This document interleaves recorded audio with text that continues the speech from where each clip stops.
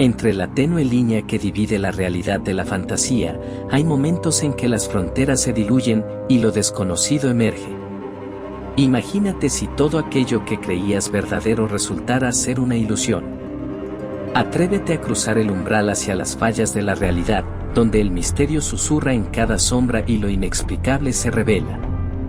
Cada jueves por la tarde, llevaba a mi esposa y a nuestro hijo de 4 años al parque. Esta costumbre se había convertido en un ritual desde el día en que él nació. Pero aquella tarde de febrero, algo que aún no puedo explicar ocurrió.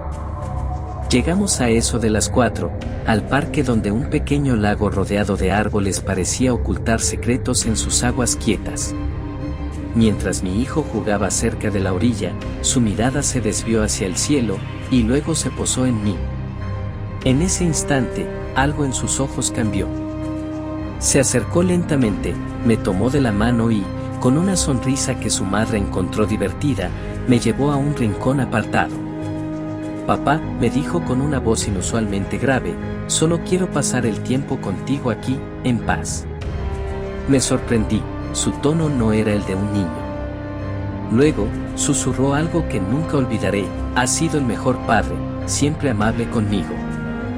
Venir aquí contigo era lo que más me gustaba, es bueno estar de vuelta, aunque sea solo una vez más.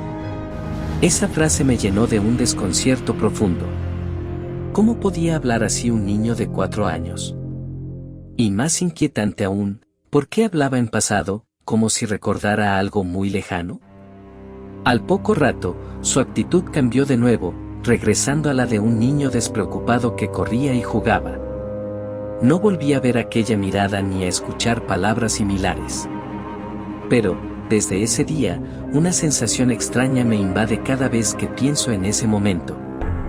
Era como si hubiese hablado con un extraño que, por algún motivo inexplicable, tenía recuerdos de una vida que aún no había vivido. Otro evento, igualmente inexplicable, ocurrió hace algunos años mientras trabajaba en una fábrica en Chihuahua, México. Era un turno nocturno típico, hasta que llegué y mi supervisor, visiblemente confundido, me preguntó por qué estaba allí. Le respondí que venía a trabajar, pero él insistió en que había llamado horas antes, diciendo que estaba enfermo. Aunque desconcertado, continué con mi turno. Me dirigí a la sala de control, donde podía revisar las llamadas grabadas, impulsado por una creciente curiosidad por escuchar a esa supuesta versión mía. El mensaje grabado indicaba que había llamado a las 6:50, informando que me encontraba indispuesto debido a la tormenta de la noche anterior, pero no recordaba haber hecho esa llamada. Fue entonces cuando mi supervisor, quien también era un amigo cercano, entró en la sala y compartí con él lo ocurrido. Decidí llamar a mi casa para verificar que todo estuviera bien.